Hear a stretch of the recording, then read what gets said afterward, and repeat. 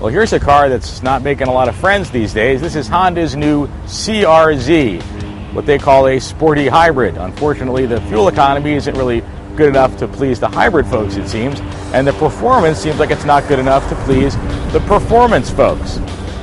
Put it all together, though, I've been driving this car for a few days, and I actually think it's a lot of fun and it's worth looking at.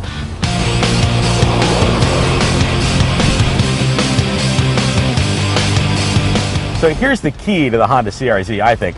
Over here, it's the 6-speed manual transmission, the only hybrid available with a manual, and it feels great. This car also comes with a continuously variable automatic transmission, but I wouldn't even bother getting that. There's really no point. This is what makes this car part of what makes the car so much fun to drive. This nice little short throw shifter, especially around town. There's plenty of punch, especially in the lower gears. The performance of this thing actually feels pretty wicked around town. It's hard to believe the 0 to 60 times are as slow as Honda says they are. Over here we have 3 switches for different driving modes. There's Sport mode, which gives you that performance punch. Then there's Normal mode, which feels, normal, kind of balanced between the two. And there's Econ mode, which gives you the best fuel economy. Frankly, I didn't spend a lot of time in Econ mode because I found it almost intolerable. The car felt a lot of times like it was almost going to die.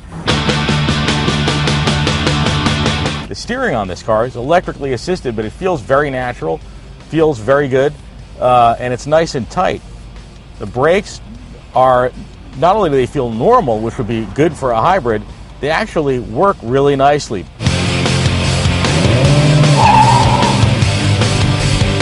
Honda's official 0 to 60 time for this car, a little over 10 seconds.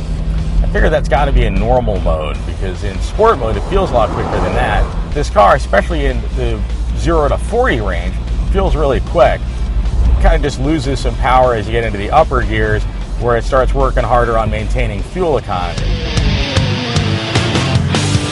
One kind of unfortunate thing about this car, from my point of view as a customer, is it doesn't have any back seats at all. It does have pretty decent storage space, and it's got these hidden storage bins that, look at that, actually look kind of suspiciously like back seats. That's because in Japan, those would be back seats. In this country, we have safety regulations, including ones requiring headrests, that pretty much mean they can't be back seats. So let's just forget about the word hybrid for a minute and look at this car as if it were any other sporty little coupe, starting at about $18,000. It's plenty of fun to drive around town, and the fuel economy is actually really good, especially in the city. All in all, I'd say this is actually worth a look.